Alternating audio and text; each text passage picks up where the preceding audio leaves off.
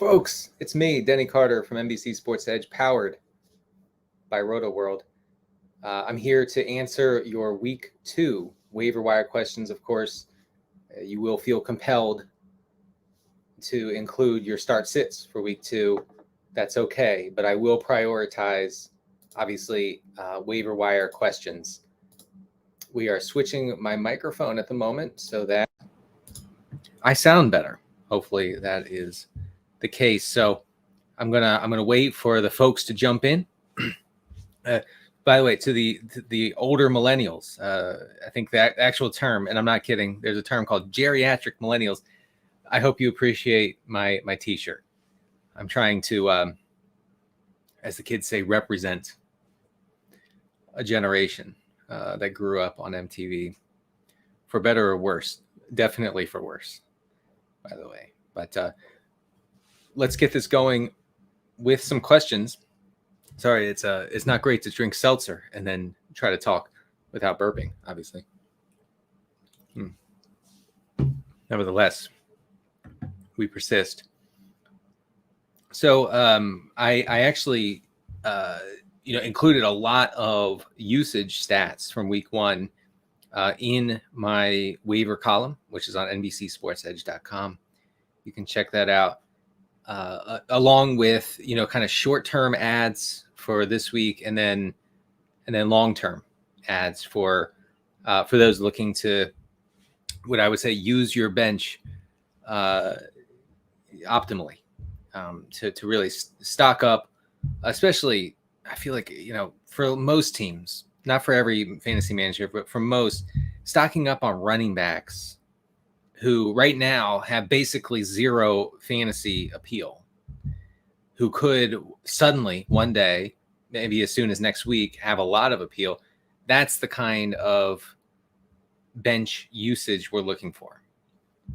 Not so much just like reaching and grabbing the guy with like a clear path to volume for that given week, especially if you don't need that. For instance, I want to just get ahead on Jeff Wilson, the presumed lead back for the run-heavy 49ers for the foreseeable future. Perhaps we'll get to that in a second. But if you used 2 or 3 of your top draft picks on running back, I can't imagine that you would really want to either use the free agent budget to get a guy like Wilson, or to burn a top waiver priority to get Wilson on your bench. Are you going to use him? You're going to use him over like Austin Eckler or even like Alvin Kamara, even though Kamara's Week 1 was disastrous on every level. It hurts me, someone who went heavy on Kamara in best ball, but it is something where you just don't need Jeff Wilson in that circumstance. Now, if you use a lot of early round picks at receiver and you are hoping and praying that you can get some running back volume, touch volume, then Jeff Wilson is your guy. All right, let's get to these questions. Now, we have a question, real quick quarterback question. Drop Tua and pick up Carson Wentz. Now, in a 1 quarterback league, I think this is the move. I mean, the Commanders were among the team's highest in pass rate over expected in Week 1. We could actually see, as my colleague Patrick Corain said on Twitter today, we could see the Commanders pass through it this season, which would be tremendous for Curtis Samuel, for Terry McLaurin, maybe for Jahan Dotson as well, maybe Logan Thomas. But yeah, Wentz, I think Wentz should have volume on his side. He has a good matchup this week against the Lions. The Lions were picked apart pretty handily by Jalen Hurts and the Eagles last week. So I prefer Wentz over Tua this week at least. Maybe over the long term as well. Some of those throws from Tua last week. And, I went on a Rotoworld football show 2 weeks ago and I defended Tua. And I said, you guys are being too hard on him. It turns out he has a tremendously weak arm. like shockingly weak. I don't know how it's going to really go for him in the long run. in the NFL. All right, let's get down to this stream watcher who says, ask drop Sky Moore for another waiver option such as Chark or Samuel. 100%. You know, Sky Moore is a kick returner at the moment, and maybe he can work his way into the deep ball role for Patrick Mahomes later in the season. But, you know, I wrote up both DJ Chark and Curtis Samuel in this week's waiver wire column. And Samuel ran a route on 80% of Carson Wentz's dropbacks. That's great. Not quite as high as Jahan Dotson, but he had Curtis Samuel had a team high target share, and his ADOT was like under 2 ADOT average depth of target, which means that he's just getting pelted with these short, tiny little targets. So in PPR, he's, you know, profiles maybe a cheat code. I would much rather have Samuel than Sky Moore. Chark is going to be volatile because most of his routes are going to come, and his targets are going to come way downfield in that Detroit offense. So he's going to hit or he's going to not hit. That's going to be tough. So go Curtis Samuel there. All right, let's get on to more questions. I will answer upwards of 5,000 questions today. That's my commitment to you, the watcher. From Chad. Hey, Denny. Hello. Good to see you. Getting to all the questions and actions since you are right 99% of the time. It's true. This is just analytics, okay? I know football people don't like analytics, but sometimes numbers are numbers, and there's nothing you can do about it. So thank you, Chad, for that. All right, what do we have here? Debo and Trey are RB1 and RB2. That is an issue, and I mentioned that in the column. You know, it seems like Debo is now and forever going to be treated as a hybrid type player in the Niners offense. Trey Lance is going to take away rushes, maybe even near the goal line. So I see Jeff Wilson not as a guy who's going to, you know, lead your team to victory, but more like a nice floor option that you can plug in at RB2, maybe even a flex. Again, if you are thirsty, if you have the thirst for running back, okay? Like let's not freak out and plug in Jeff Wilson over a top 15 running back who struggled in week 1. You know, pump the proverbial brakes. What do we have here? Jason says, standard league. Got to get into PPR, man. Please. Do I drop Darrell Henderson for James Robinson? Good vibes. This is a vibes-based economy, after all. Thank you, Jason. Drop Darrell Henderson for James Robinson. Both are sort of in the same situation. I think I want Henderson. Travis Etienne was really close to having a huge day. His usage was nice, very, very solid. Our own Zachary Kruger mentioned that Etienne had good utilization, which is important. James Robinson, of course, gets the touchdown.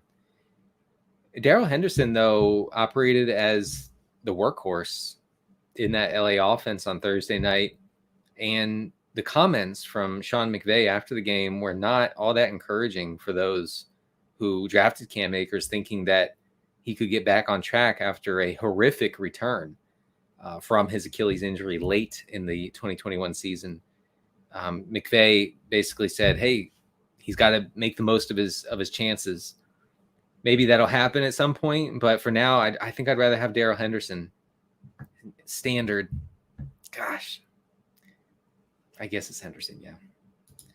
All right. We have Timothy Chan who says, have PPR Chark or Gage? This is an interesting question. Now, if Chris Godwin is going to be out for an extended period, which seems not unlikely, I'm going to garble this language as much as possible to confuse you. No, I mean, it seems like we're going to not see Chris Godwin for a little while.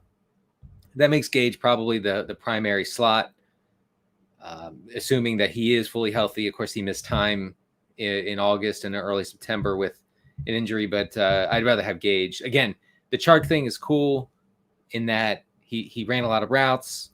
He appears to be, at least for now, before Jameson Williams comes, gets on the field for the Lions probably in November. At least for now, Chark is the downfield option. It's going to be volatile, though. Like, he's going to get 5 targets. 3 of them are going to be over 20 yards.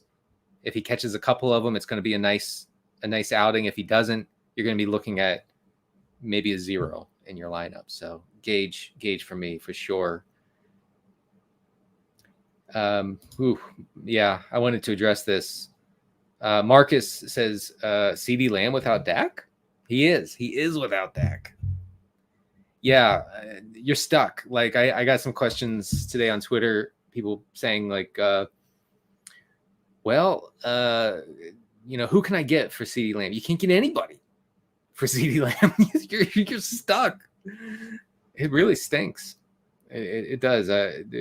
It's going to be bleak midwinter, as they might say on Peaky Blinders.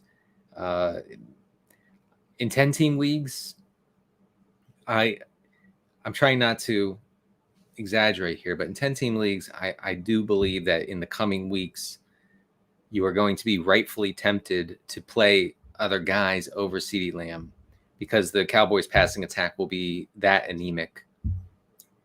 But here's the thing. The media literally is not talking about this, so we at NBC will. Lamb wasn't exactly lighting it up before the Dak Prescott thumb injury. This is what, at least, I was concerned about. Cd Lamb is not an alpha receiver. I think he's closer to a number 2 receiver on a team. And I think Amari Cooper is better. But you're stuck. You're stuck with him. And it's not going to be fun. You thought it was going to be fun? I have news for you. Yes, it's not going to be fun. All right, what do we have here? I went anchor RB for those who don't know. For those who actually touch grass during the summer. Anchor RB is where you use one of your first couple draft picks on a running back, and then you hammer wide receiver and tight end, and then you wait until much later in the draft to get another running back. Went anchor RB with Swift and did okay. Yes, you did. With Hunt and Patterson. Yes, you should be doing my job. Could I drop Hines or Pollard for someone like J-Rob or Jeff Wilson? No, don't do that. Hines, his contingency value is off the chart. Same with Pollard, but Ezekiel Elliott will never miss a game. We just have to come to grips with that. Don't do that. Yeah. No, I mean, and by the way, congratulations on your championship.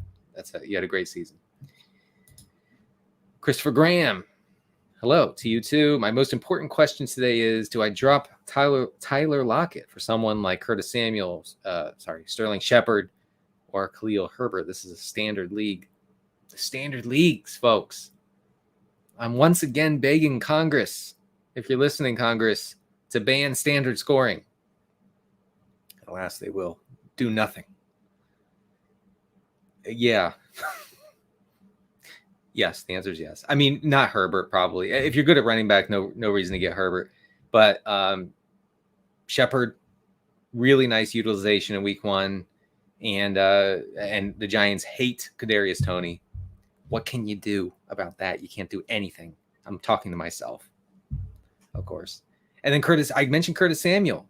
And if you're just joining us, welcome to the NBC Sports Edge powered by Rotoworld waiver wire stream. I'm answering all your questions. I talked about Curtis Samuel very near the very top of this stream. So if you want to hear all about Curtis Samuel, go back and listen. Basically, we have a live one here. As long as Curtis Samuel doesn't suffer another 2-year groin injury like he had from throughout 2020 and 2021.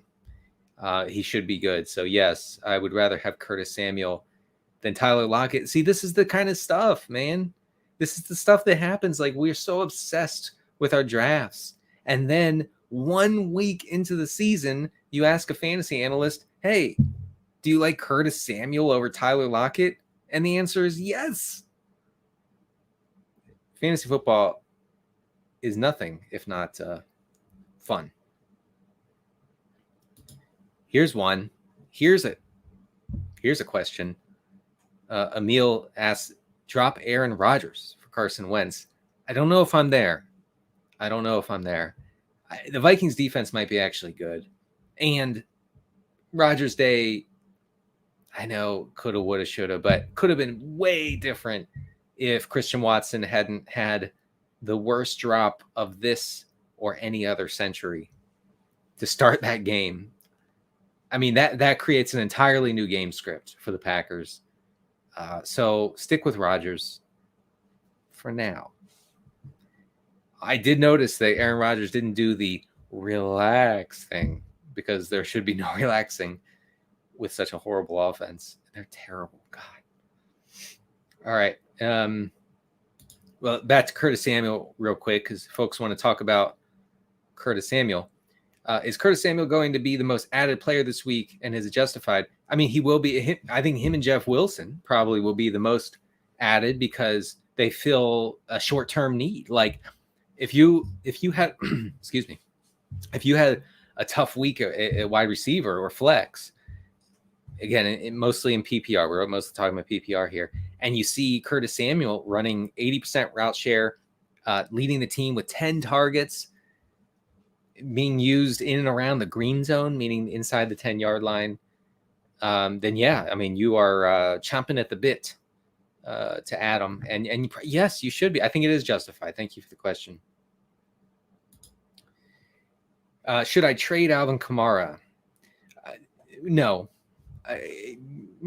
Wait on it.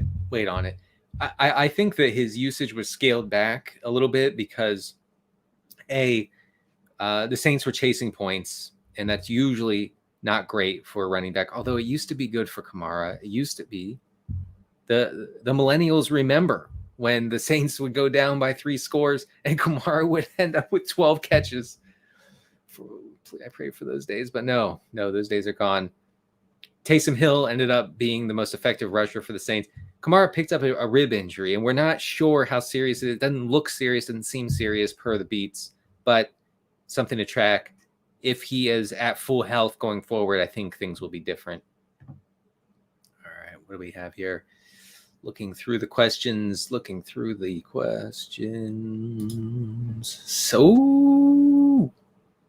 we're already here. Sit Cd Lam for Christian Kirk. The answer is yes. I mean, Christian Kirk had insanely good utilization at week 1. Look it up, folks. I mean, routes galore, targets galore, in all parts of the field, downfield, short, intermediate. He is the absolute number 1 in Jacksonville. Probably a Jacksonville offense that is going to have to chase points and be forced into somewhat heavy game scripts. Pass-heavy game scripts more than they would like, but still. So yeah, I mean, with Dak Prescott out now, I want to, be careful with his language. Yes, I am starting Christian Kirk over Cd Lam. Welcome to week 2. Let's get to the next question. Drop Pickens for Curtis Samuel. Yes, do that. But please don't tell George Pickens he has that dog in him, and I'm afraid. What do we have? Jeff Wilson, or I love. By the way, you all are very good with names because a lot of you will say Jeff Wilson Jr. and he is. Wilson. It's on his jersey. But you're very careful not to just call him Jeff Wilson. Jeff Wilson Sr. Do not play Jeff Wilson Sr. would be my best advice going into week 2. Only play his son, Jeff Wilson Jr. And yes, I think you're playing him over Gerald Everett the 5th this week in full PPR. Thank you for all the question marks. The question, like multiple question marks, flummoxes me for some reason. All right. Oh, this is a good one. Prioritize Curtis Samuel, Jarvis Landry. Landry, I mentioned Landry in my pre-week 1 waiver wire column because he's Jarvis Landry and he's never not been a target hog. And, we saw that in week 1 against the Falcons. And yes, I am looking it up as I speak because this is called professional podcasting. 7 catches on 9 targets for 114 yards for Jarvis Landry. not bad. Not bad. He ran, I believe I'm looking at it now. It looks like every one of his routes were from the slot, as you would expect. This is a tough one. I guess I'd say Landry. I didn't include Landry because he's rostered in too many leagues. I didn't include him in the column. But yeah, go ahead. Go ahead. I give you my blessing. Sorry to get religious. All right, guys, come on. We gotta get on the same page here. Treylon Burks or Julio? The answer is Julio.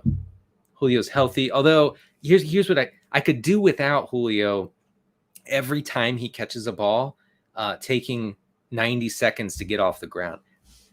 And that's one thing I could, as someone who has some Julio exposure and who loves watching Julio Jones play and wants him to stay healthy, wants him on the field. Julio, if you could possibly just get off the turf without seeming like you just suffered a season-ending injury, I think we would love that. I think the Bucs would love that as well. Julio's usage was a little bit off because the Bucs had garbage time against the garbage Cowboys. Sorry. And without Chris Godwin for a little bit here, Julio should be the wide receiver too, I believe, in Tampa. So yes, you're playing him over Treylon Burks. Ryan says, I have David Njoku. I have David Njoku too in one league, and not what I expected. Here's the thing about tight ends. If they're asked to block, that's bad. And that's what happened with David Njoku. Kevin Stefanski after the game said, Njoku did a great job blocking, and which is, it made me dry heave a little bit. Use a waiver claim on Gerald Everett. Yeah, I mean, you got it. You're off. Get off Njoku. Gerald Everett is a vastly superior week 2 option, in particular because it should be a back and forth game against Kansas City. Keenan Allen is out with a hamstring injury. Reportedly won't play against KC, so I like Everett there. Andrew asked me for my thoughts on Isaiah Pacheco drop for Samuel. I mean, it really depends on your league, and I probably won't be able to follow up here, Andrew. It depends on your roster, I should say. If you're not going to start, if you're not going to start Curtis Samuel this week, then just keep Pacheco, because he did operate as the RB2, the early down RB2 behind CEH last week. So he seems to have somewhat of a role locked in if Edwards-Helaire misses time. Jerick McKinnon will continue seeing most of the routes and targets in the Kansas City backfield. So it kind of depends on your roster. Sorry, I can't be more definitive. I would not stash Romeo Doubs. Question here, no. Week 2 suggestion, sleepers. Well, you can read my column. All right, I'm just clicking through now. Do not drop London. Yeah. No, don't drop. I didn't see that question, but do not drop Drake London. Why? Why would you say something like that? All right, here we go. Oh, yeah. Okay. Thank you to Keith Davis. However excited you can even get about kickers, listen, Keith, maybe you're not familiar with my work. Until this year, I wrote a column that usually was 1,500 to 2,000 words in length on weekly kicker plays. I have included kicker plays in the waiver wire column. I beg you to read to the bottom of the piece to see those kicker plays. I love kickers, okay? Always ask me a kicker question. Kickers belong in fantasy more than quarterbacks even. I said what I said. I dropped Tyler. Oh, come on, man. What? Dropped Tyler Bass for Koo. I feel that offense will be good enough to move the ball, but not finish. This is not the kicker process. Keith, you're my guy. You always have been. But this is not the kicker process. We do not want kickers on bad teams, and the Falcons are a bad team. I know. They were fine in week 1. They moved the ball. They almost won. Whatever. They're a bad team. They're going to win 5 games all year. We want kickers on good teams that produce positive and neutral game script. That's what the Bills are. Tyler Bass is an elite kicker. You need to go get him, or someone on a team that's favored in week 2. Okay, that'll do it. That'll do it for me. I mean, no. Don't leave the stream. I just meant for kickers. My bosses will be furious. Drop Pierce for Henderson. Damien Pierce. Yeah, I guess we should talk about Rex Burkhead being, checking my notes here. Oh, yes, the RB1 in Houston. Again, headed into week 2, and we're already talking about the darling of all preseason darlings, Damien Pierce, as a drop. Okay, here's what I have. I'm gonna read you. Sorry, I need to mute something real quick. We don't want this playing. Okay. Now, I'm going to read you what I have about Rex Burkhead, otherwise known as Rex Goathead to many people. He appears to be Houston's lead back. The rookie, Damien Pierce, played a meager 20 snaps in week 1, gaining 33 yards and 11 carries and catching his lone target for 6 yards. Burkhead logged 48 snaps to 20 snaps for Pierce. Burkhead went for 40 yards and 14 carries and caught 5 of his 8 targets for 30 yards. 8 running back targets, guys. That's wild. He ran a route. Burkhead ran around on 70% of Davis Mills' dropbacks against Indianapolis. So, especially in PPR, Burkhead is way more playable. Yes, I could have just said yes. I would rather have Darrell Henderson going forward than Damien Pierce. He had a great run, Damien Pierce. It lasted for 2 weeks. Don't drop Olave for Samuel, I don't think. I think Olave has more upside in the long term. This one's in all caps, so I got to answer it. I'm alarmed by Jordan. What do I do with Lance? Should I pick up Matty Ice? I mean, Lance should be fine. Like, he's not good, but he's good for fantasy. I do think that there's a pretty good chance that he'll lose his starting gig eventually this year. But for now, you're playing the guy who's going to run the ball 10 to 12 times a game, no matter what. And that sort of opportunity is a cheat code in fantasy football. And Matt Ryan would have to put up ridiculous numbers through the air to match that sort of production. So let's just, relax with Trey Lance. You're still playing him.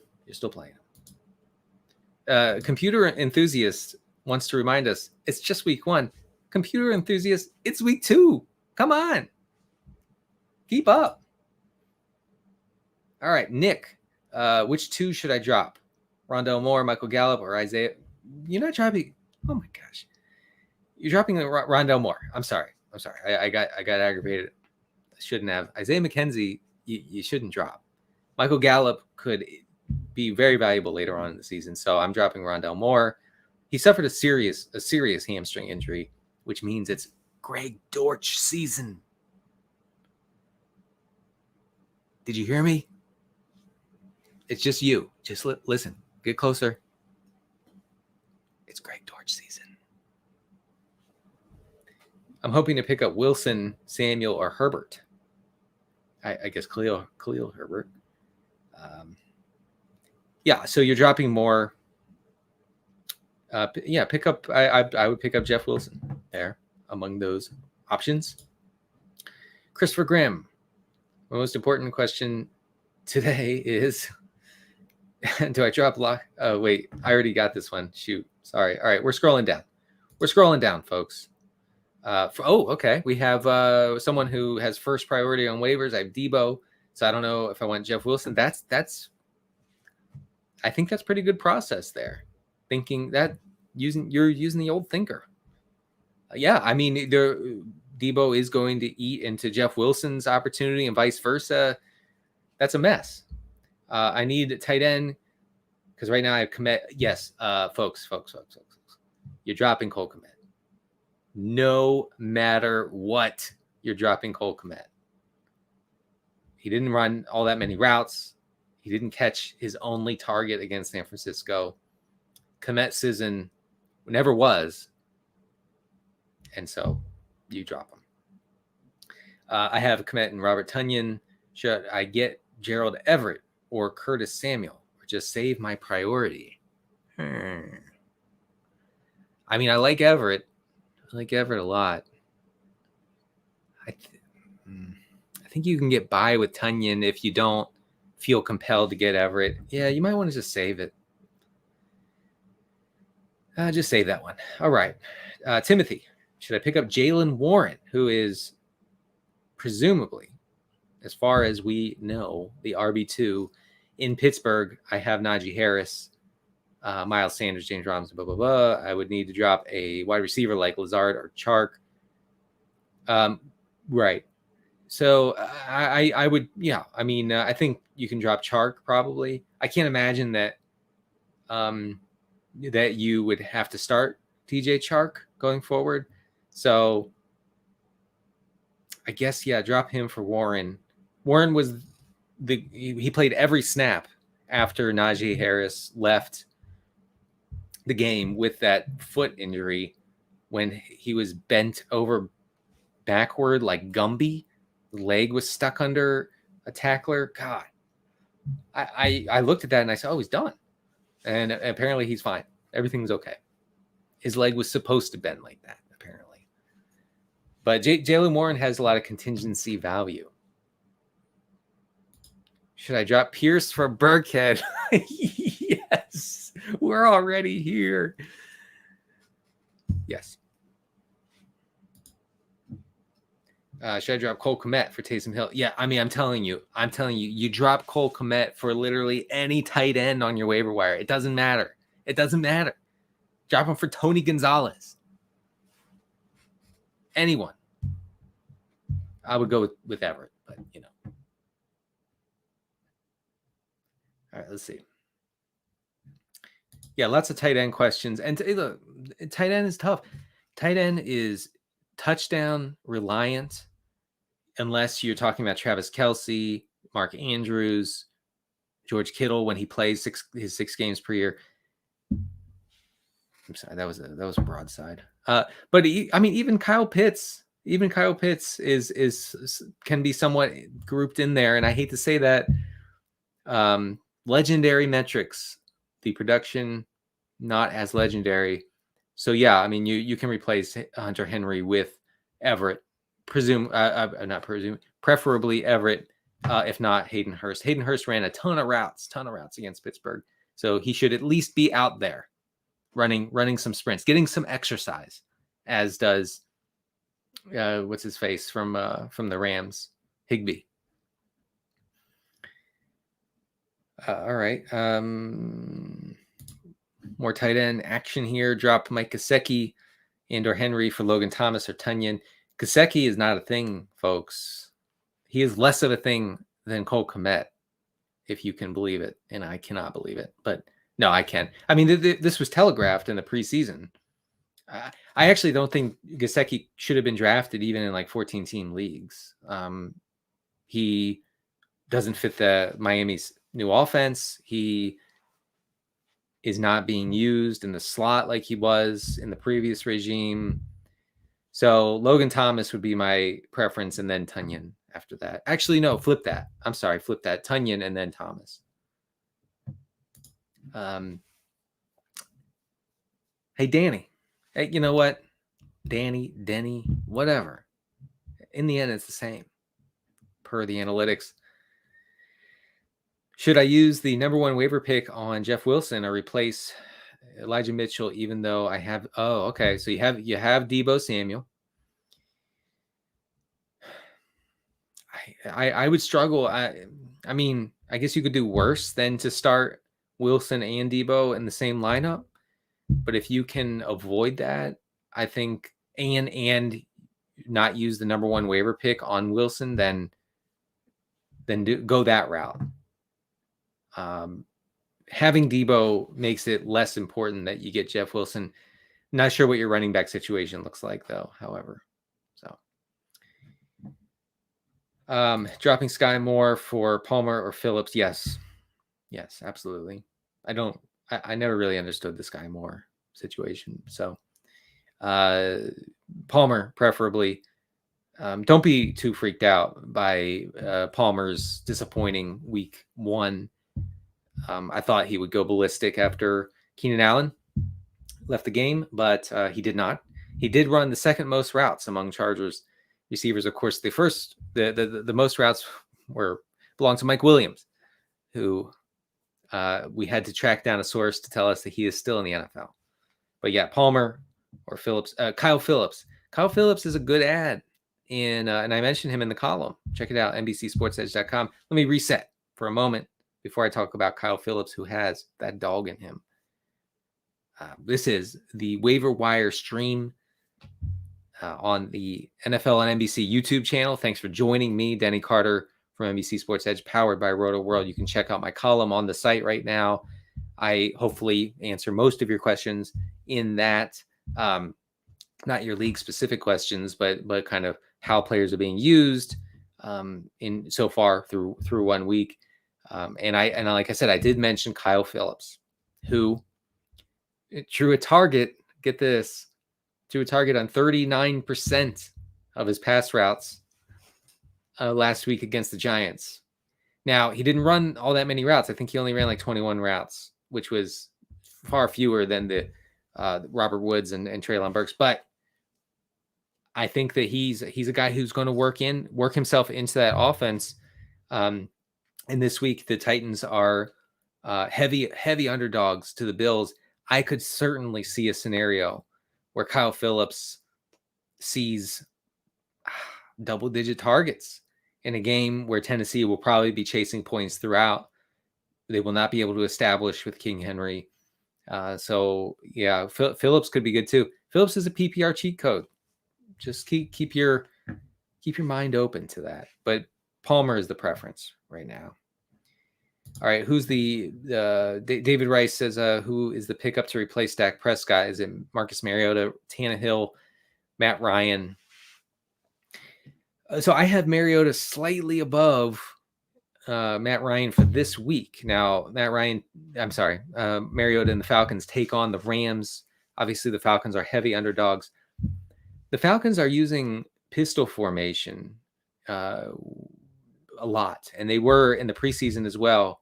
And I was excited about this because it's largely custom made for a guy like Mariota, a dual threat mobile quarterback like Marcus Mariota, to call his own number in the running game. Now, he had, I think, 12 rushing attempts against the Saints.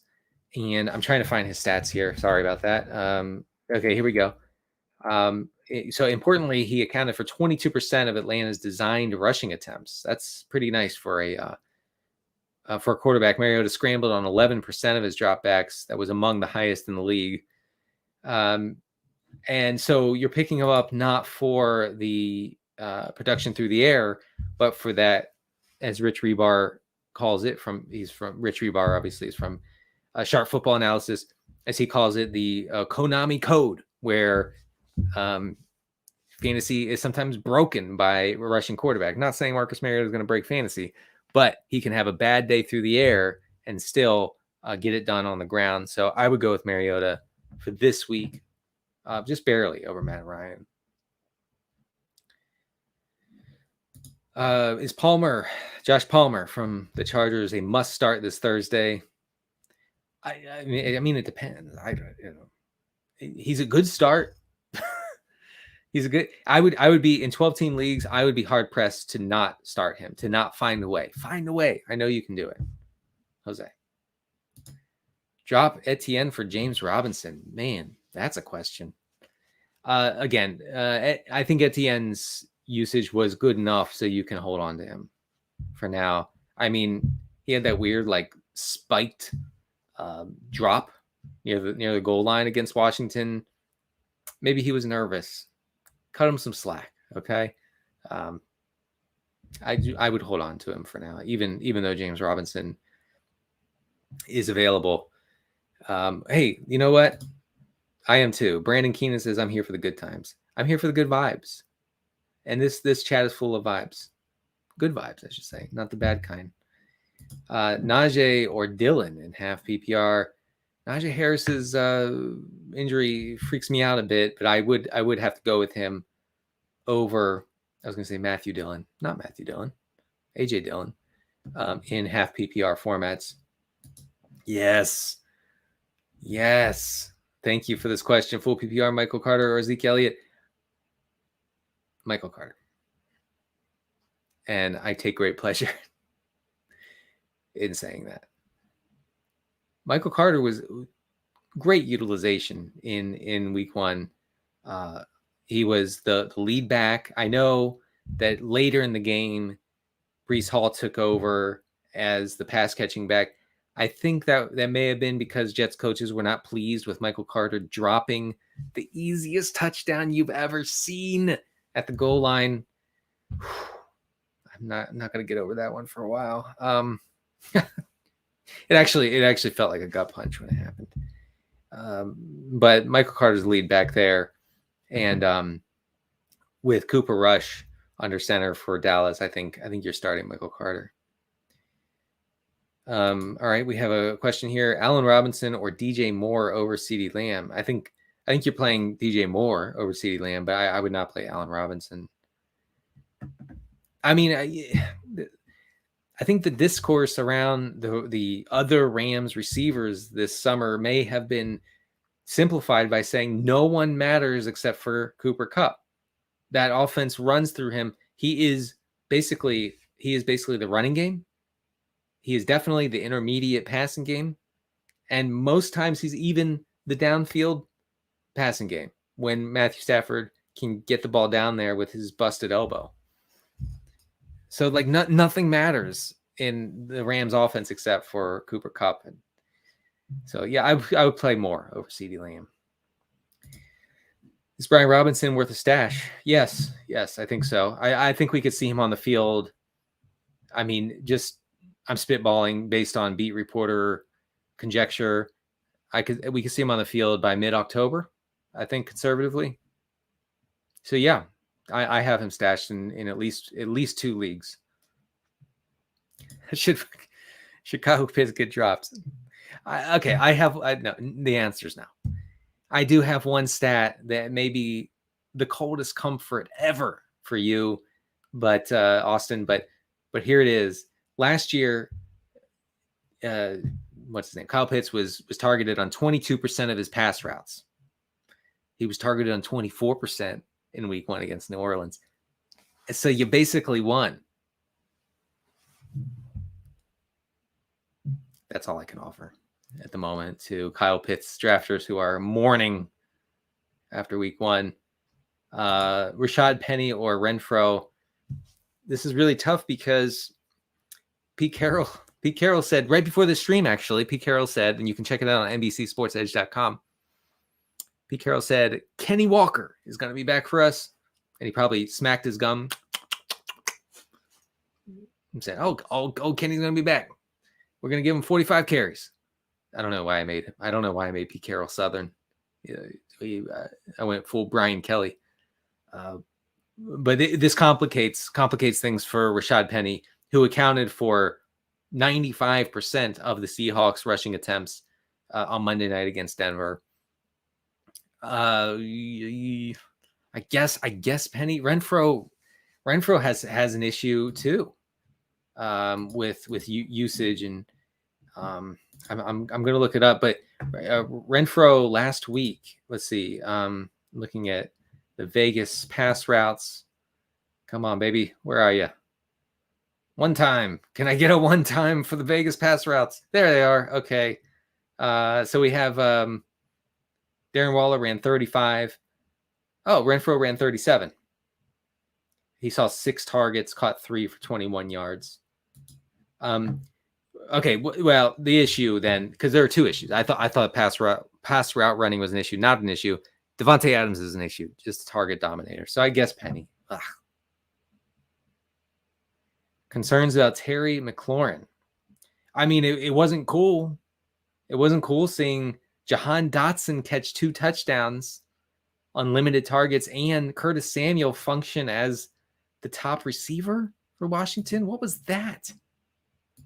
Infuriating for those of us who went all in on Terry McLaurin in daily fantasy teams. Nevertheless, McLaurin led the team with 42 pass routes, which is good. He only saw 3 targets, caught 2 of them for 58 yards and a touchdown. I wouldn't be too concerned. I mean, he's good. Like he last year, he had the 3rd highest team share of air yards. So in other words, he dominated air yards in Washington's offense, unlike anyone except for 2 guys. I think it was Cooper Kupp and Devontae Adams. Yeah, there are some worries about Dawson Knox. I don't know if I'd rather have him over waivers. I mean, over Everett. So, but I would hold on for now. Don't bail on Knox. All right, we're gonna scroll down here. Let's get to some newer comments. Man, you guys are giving me all I can handle. All right, we have 10 minutes left, guys, folks. 10 minutes left. Is Cam Akers droppable? So in 10-team leagues, yes, I think you can. 12-team, I wouldn't quite yet. If you can hold on to him, you can't play him. You cannot play him in 12 teams, but I think you should hold on to him just in case. But it could be very clear very soon that you can drop him. Drop Dak or hold him and drop Hines to get Cousins. No, I mean, look, Cousins might be a better option than Dak for the rest of the season. So don't hold. My advice would be, unless it 2 QB super flex, you're holding on to Dak. Otherwise, I think you can drop him and just stream the position. Godspeed to you. Oh yeah, here we go. This is easy. Do I start Allen Robinson or Curtis Samuel? Check out my column. His usage was off the charts good, and Allen Robinson's was not. He was off the charts bad. 2 opposites like this. Can you see this? Okay. Michael Carter over Burkhead. Yes. Isaiah McKenzie drop him. Why? I don't get that. No, I don't think so. Do we drop Michael Gallup? Gallup is worth holding on to in deeper 12-team leagues, I think, because he could step into really nice target volume in a terrible Cowboys offense that will be chasing points all year once Dak Prescott returns. So hold him if you can, but don't stress yourself out. No stress. Look, I said I only require 2 things: no stress and good vibes only. Vibes-based economy. Remember that.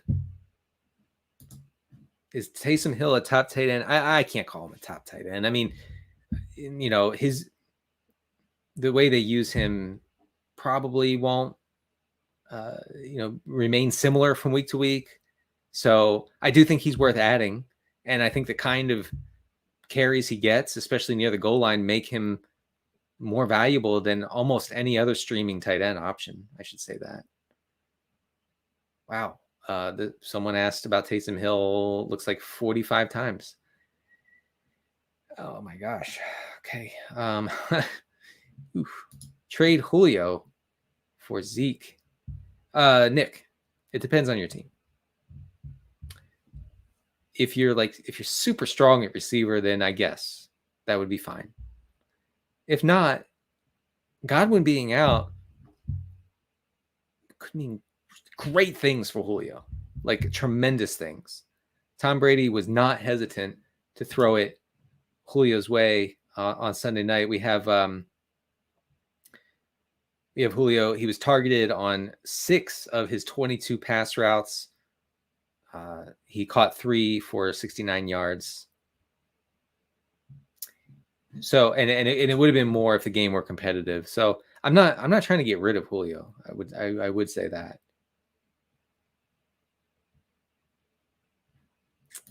Oh, this is a follow-up. I'm sorry. I lost the trail.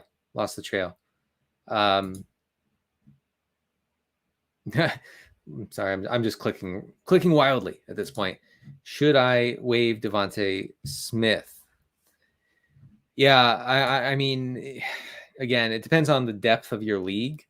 Devontae Smith didn't catch either of his targets.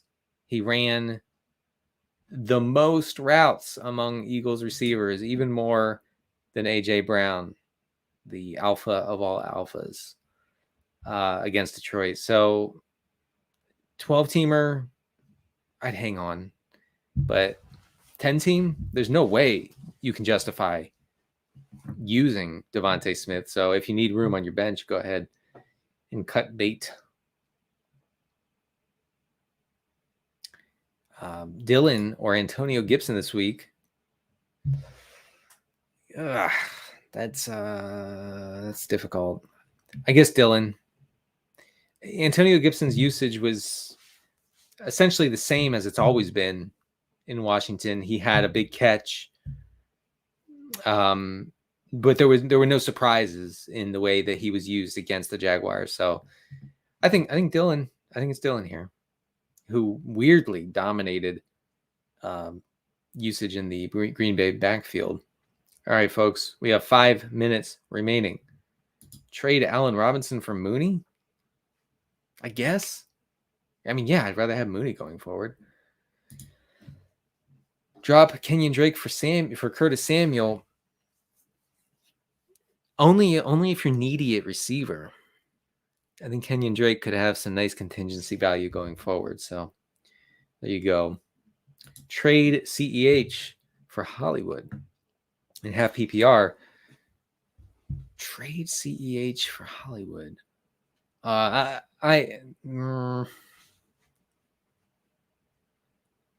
If you're starting CEH as your RB2, then I would say no. I look. I know the 2 touchdown receptions against Arizona. I know that was fluky. Okay, like you can't pencil in 2 touchdown catches every week for Edwards-Helaire. But the fact that he was out carried 12-7 by Pacheco, it's misleading. It's misleading.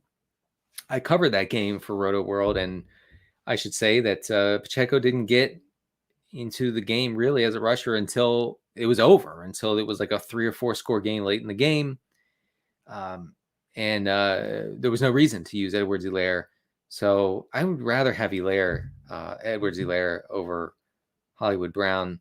Again, talking about Cardinals receivers, I want to remind everyone that for now, with Rondale Moore out and with DeAndre Hopkins out, it's Greg Dortch season. Led in routes, led in targets. It's not Andy Isabella season. It's Dortch season. Is Michael Carter my secret brother? No. I can confirm that the media is off base there. David Njoku. Oh, that's ugly. Njoku, I guess. But you could probably do better on the waiver wire. Assuming he is okay, healthy, is Wan'Dale Robinson worth holding in a Yeah, you're holding on to Wan'Dale. I mean, after the game, he said, "Yeah, I'm pretty good. I'm okay." So not like a devastating long-term thing for Robinson. 14-team PPR for sure. You're going to want to keep him. Do everything you can to keep him. DJ Moore over Cooks, please. Dotson, Samuel, or Julio off waivers. I think Julio. Yes, I'd go Julio. Edmonds or Herbert. Edmonds. I know week 1 wasn't fun, but Edmonds is the lead back and Herbert is not. So go with Chase Edmonds. Concerned about Mike Williams? Not really. You know, these things happen sometimes. He's still it's not like he was benched or anything. Like he was still out there a lot, and I guess other guys were open and he wasn't. I don't know. I've never watched a game. What do you want from me? Winston versus Lance. I think you're still starting Lance. Cheddar Bob has a question mark. Same. Honestly, same. Robinson or Melvin Gordon. Look, both Denver running backs are juicy this week against the Texans. I love Melvin Gordon. He functioned as the goal line back, for goodness sakes. And Allen Robinson's not startable in 12-team leagues, so confidently play Melvin Gordon. 2 minutes, folks, to get your questions in. Thank you for joining me for this NBC Sports Edge waiver wire stream. Your holding gauge for now. Trade Cousins for Pitts. Yeah, if someone would do that, I guess that would be remarkable. Quite the coup if you did that. Jeez. All right.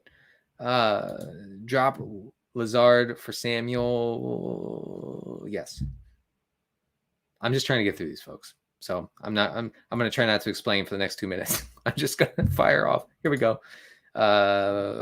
Drop Walker for James Robinson. Yes, do that. Dotson, Julio. I think I did that. I don't know. Are these things popping up? Should I go after Jeff Wilson if I have Sanders, Robinson, Barkley? No. Montgomery or Carter. Damien Pierce or Damien Harris, who has better rest of season value. Curtis Samuel, Jeff Wilson, Curtis Samuel. Oh, I want to say real quick about the 49ers backfield. So Tyrion Davis-Price needs to be added in, I would say, not all 12-team leagues, but maybe most. And then in like super deep leagues, like sicko 14-team leagues with huge benches and whatnot, Jordan Mason.